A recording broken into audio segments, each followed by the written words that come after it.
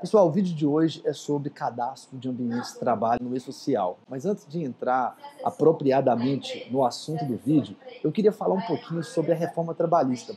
Porque as discussões da reforma trabalhista, elas parecem às vezes que rodeiam uma ideia de pegar tudo o que eu entendo por respeito humano ou ainda por segurança do trabalho, que é, na minha opinião, o respeito humano. Afinal de contas, imagine que você sai todos os dias da sua casa para trabalhar.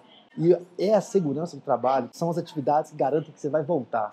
Poucas pessoas estão defendendo essa ideia de que antes de se discutir a questão previdenciária deveria estar no discurso, nem precisava ser tão antes, né? Deveria estar no discurso as questões de saúde e segurança do trabalho, mesmo porque quando a gente inverte a ordem fica tão confuso que as pessoas acabam chegando em conclusões que me parece que vão acabar chegando de forma muito difusa. Veja bem, essa semana eu vi um post na internet, e era um post compartilhado por representantes nossos governamentais, e era um post de um rapaz que estava segurando um saco, não sei de quantos quilos, parecia ter uns 100 quilos naquele saco.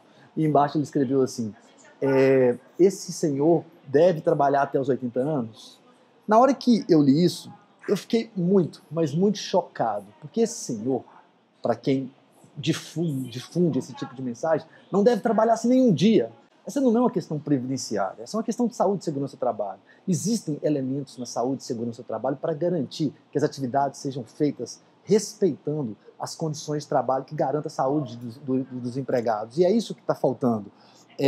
Eu anotei aqui, para vocês terem uma ideia, um item da norma regulamentadora número 17, que fala assim, nas atividades que exijam sobrecarga muscular, estática ou dinâmica do pescoço, ombro, dorso, membros superiores e inferiores, e a partir da análise econômica do trabalho, deve ser observado o seguinte, segue uma lista ABC, dando tratativa a esse tipo de situação.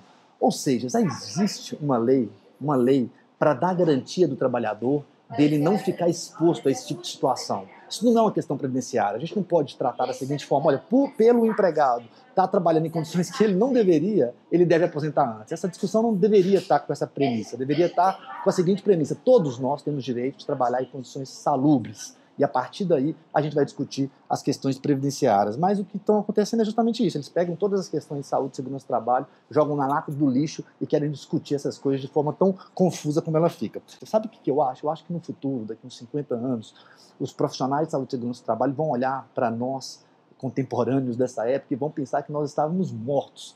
Porque como que ninguém, ou pouca gente, porque existe sim gente que está deixando registros dizendo da insatisfação com essa situação que eu vou apontar, mas muita gente não está levantando a ideia do grande problema que é, no Brasil, a insalubridade. O que é a insalubridade? A insalubridade é a potencialidade que a empresa tem de permitir que um empregado trabalhe sob condições que prejudicam a saúde dele e, por isso, ela paga um adicional para ele. E isso é uma coisa que a legislação ela prevê. Eu vou ler um trecho aqui, um parágrafo, um artigo da CLT, e nesse artigo está sendo explicado que no momento em que a empresa deixar de expor o profissional a um risco, ele tem que parar de receber esse adicional. Isso quer dizer, existe a ideia de que em algum momento anterior a isso, a empresa pode manter o profissional trabalhando sob uma condição que não é adequada para ele. O artigo está escrito assim, o direito do empregado ao adicional de insalubridade ou periculosidade cessará com a eliminação do risco à sua saúde ou integridade física, nos termos dessa seção e das normas expedidas pelo Ministério do Trabalho. Isso é um absurdo. A lei prevê que uma empresa pode prejudicar a saúde do trabalhador ou deixar um potencial de agravo da saúde do trabalhador desde que ela pague por isso. Não faz o menor sentido. Eu até entendo, às vezes, que alguns profissionais, talvez a grande maioria que recebem insalubridade, no momento em que ela é subtraída dele, eles criam grande chateação.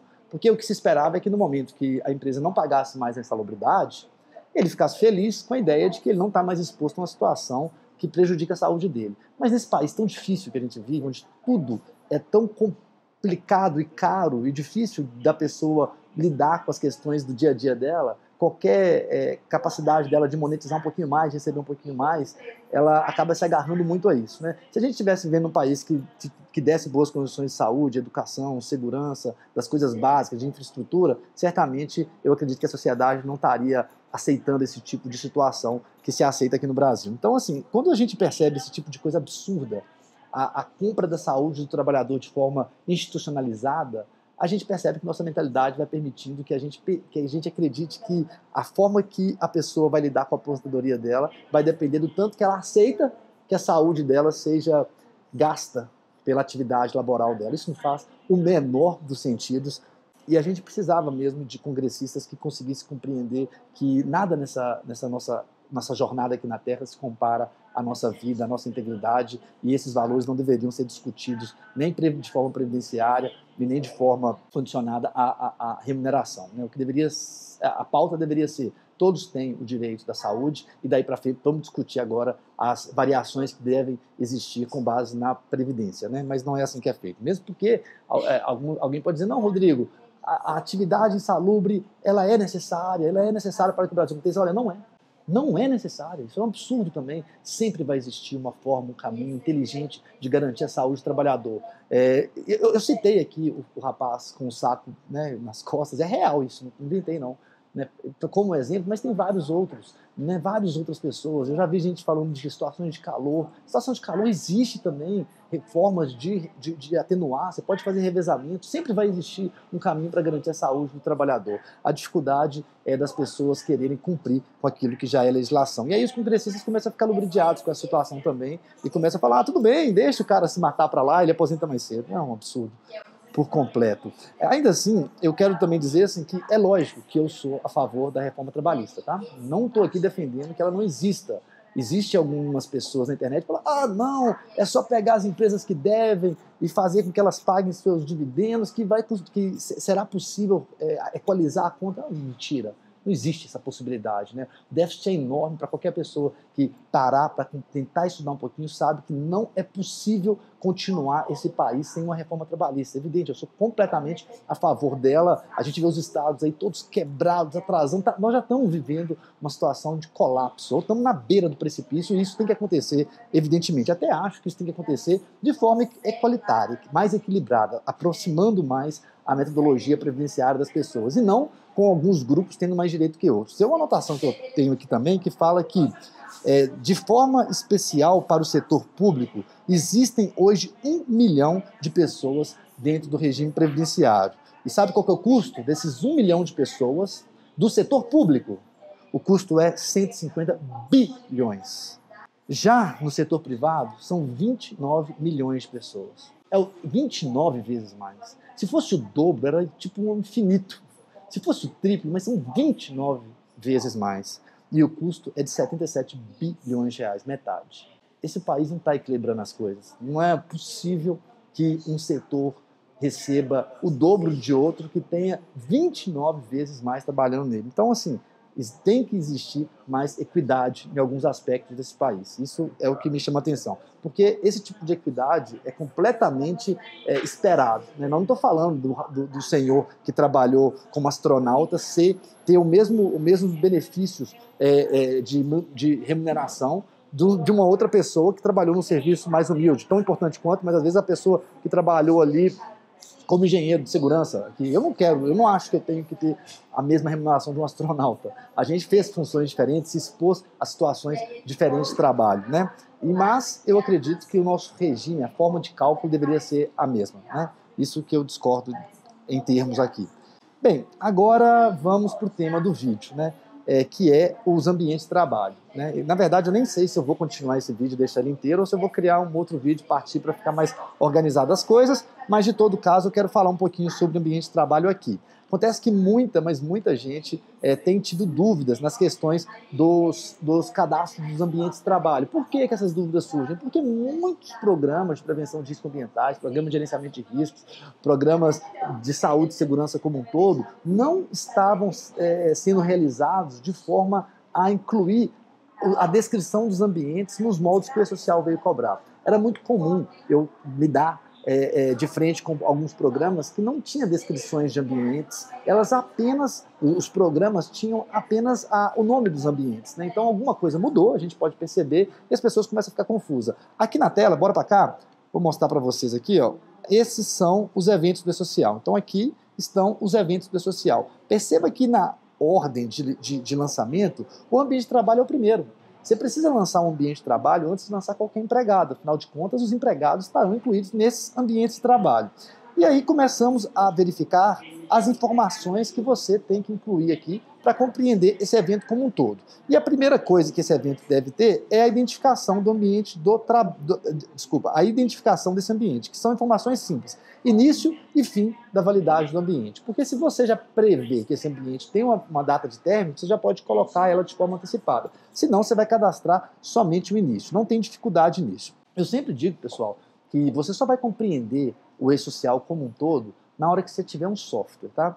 Outro dia eu recebi um post, também achei muito engraçado. Uma pessoa falou assim, se você der para um macaco R$50 e uma banana, ele vai preferir a banana do que os R$50, porque ele não sabe que você pode comprar muitas bananas com R$50. Eu acho que a ideia aqui é a mesma. Se você oferecer para alguém um curso completo de e-social ou um software, a pessoa acaba escolhendo um curso, porque ela acha que o curso vai resolver os problemas dela, mas na verdade o que vai resolver o problema dela é um software, porque ela tem que passar pelo software. Então daqui a pouquinho eu vou mostrar a tela do software, como que é feito esse lançamento, e espero que você já esteja pensando nisso, né? O melhor software, eu posso ou não ser considerado suspeito por você, é o e-social Brasil. Eu vou mostrar as vantagens dele aqui, que eu acredito que sejam muito, mas muito inteligentes e importantes. Bem, depois disso, é importante saber que a primeira coisa que a gente vai lançar é a descrição do ambiente. Eu vou aproximar e vou arredar aqui um pouquinho para o lado. Aqui do lado eu estou deixando o próprio documento, né, o manual do e-social, está aqui a fonte de todas as informações, evento SD60, né? Você tem que ter acesso a esse documento. Se não tiver acesso desse documento, pode deixar na descrição aí que eu vou apontar para as pessoas que não conseguirem, que não têm esse documento,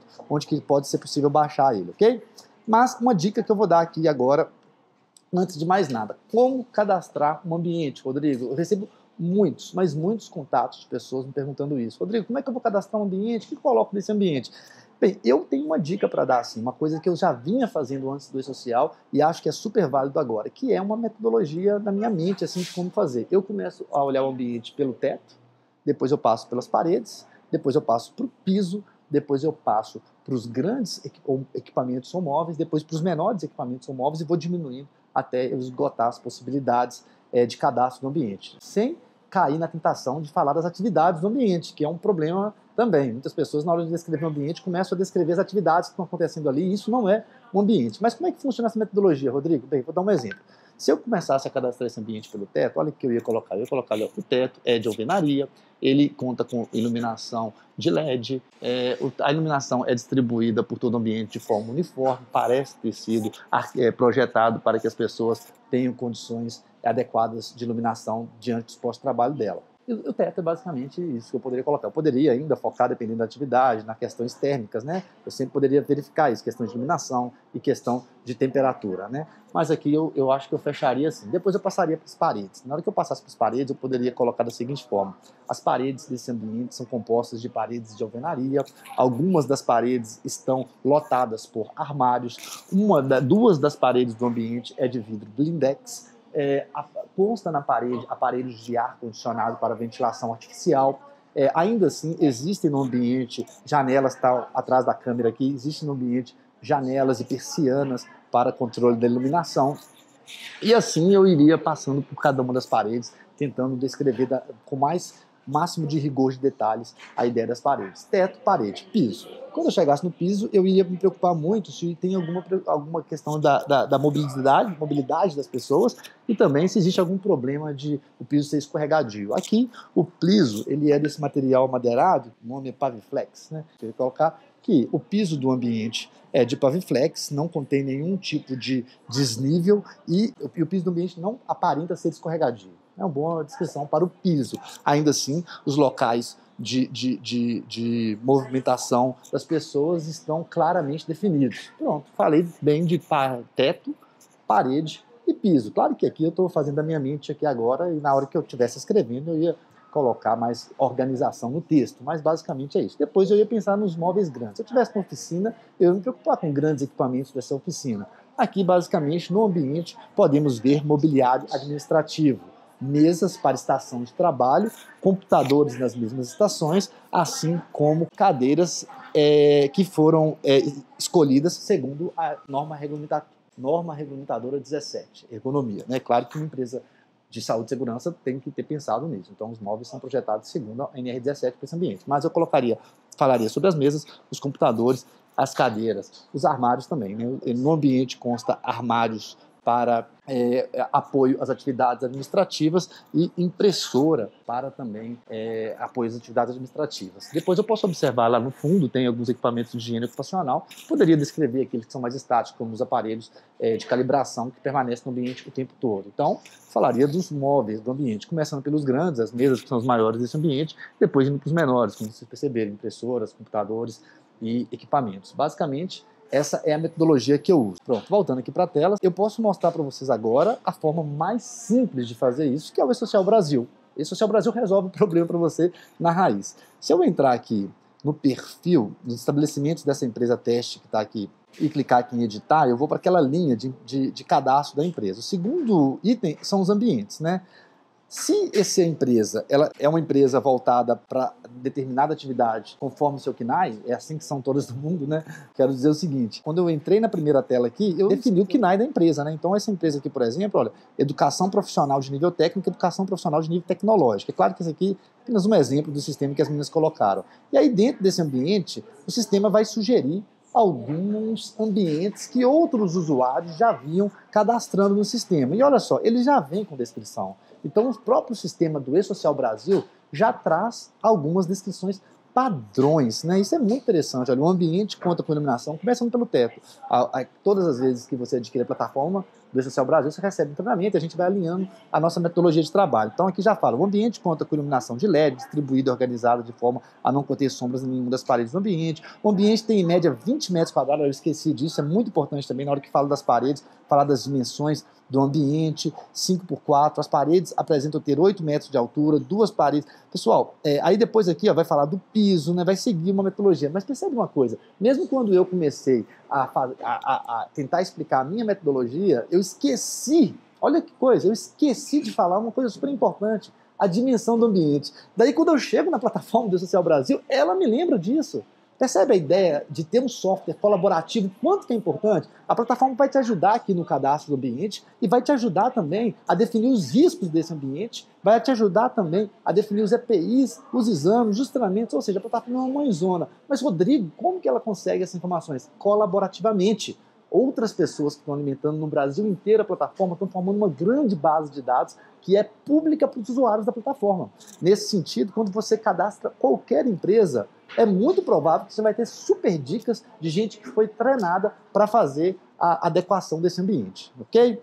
Bem, voltando aqui para a nossa apresentação, a próxima questão aqui é o local do ambiente de trabalho. Isso aqui também gera muita dúvida, né? Graças a Deus a gente já conseguiu vencer essas dúvidas com os usuários da plataforma, mas as pessoas que não usam a plataforma sempre ligam pedindo dicas aqui por causa do nosso serviço de apoio aqui na internet, né, de informação de conteúdo, então muita gente acaba ligando para cá para tirar dúvidas, e essa é uma dúvida que surge com frequência, não para os usuários da plataforma, que é o que eu coloco como estabelecimento do empregador, estabelecimento de terceiro, prestação de serviço, instalação de terceiro. Qual desses três, Rodrigo, eu vou colocar? Eu tenho dúvidas.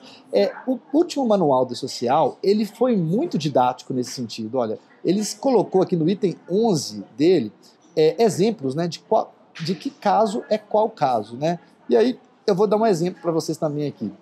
O primeiro estabelecimento do empregador é o mais simples, né? Se eu estou cadastrando um ambiente e esse ambiente é da própria empresa, ou seja, se os funcionários desse ambiente são os funcionários da própria empresa, esse ambiente é próprio, né? Seu ambiente está lá cadastrado.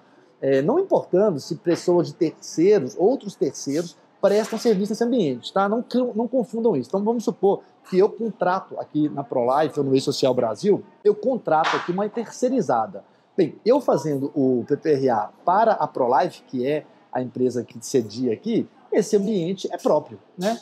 Quando essa terceirizada for fazer o programa dela, aí ela vai pensar nas outras formas de fazer a descrição do ambiente que o empregado dela está vinculado. Então, ambiente próprio, ambiente da empresa. Agora, se o seu cliente ou se sua empresa presta serviço para uma outra empresa, aí a gente vai começar agora a definir quais das duas situações aqui que vai se enquadrar essa empresa. A primeira, estabelecimento de terceiros, e a segunda, prestação de serviço em ambiente terceiro. O próprio exemplo do social aqui agora ficou muito legal. Olha como é que ele coloca. A empresa X, prestadora de serviço de limpeza de terceiro, é contratada para fornecer trabalhadores. Ponto.